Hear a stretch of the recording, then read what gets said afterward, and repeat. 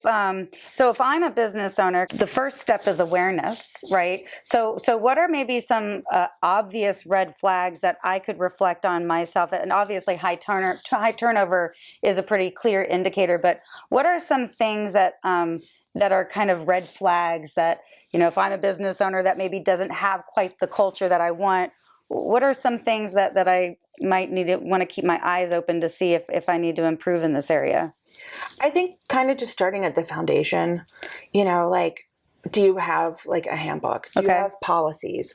When you have someone who's just coming on board, what's that experience? Yep. Like if you even start before that, a candidate that's coming in, you have a website, you have stuff out there. What are they going to see? Mm-hmm. Are they going on websites like Glassdoor? What are people saying?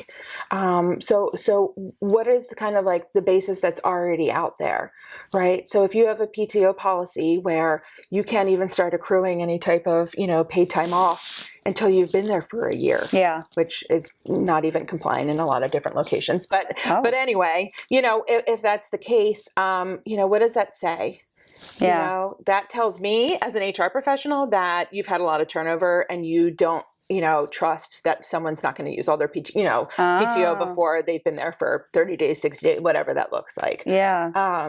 And so, take a look at that and what is the perspective of someone from the outside, right? Because we're in the day-to-day, and we work with a lot of small businesses who wear so many hats, and they're just going all the time. And so sometimes it's hard to hit pause and kind of taking a step back as to like, what does it look like from the outside, right? What does it look like from a candidate's perspective? What does it look like, if I do a Google search on my company? Yeah. So, just kind of doing that kind of search to see, do I look, employee friendly? Because that's what people are looking for right now. And attracting that top talent, you have to have something that's going to wow people. Do you have flexibility? Do you have work-life balance, but really have work-life balance, not just say that you do. If you want to coach your kids' little league team, and you need to take off a little bit early on a certain day to go for practice or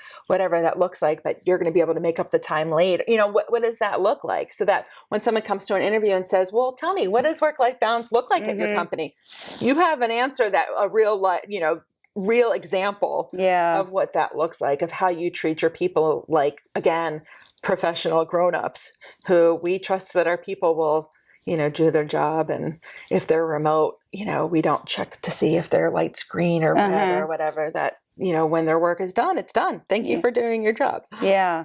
I hear what you're saying too about sort of because you are, just like how we market for leads, you have to market for employees.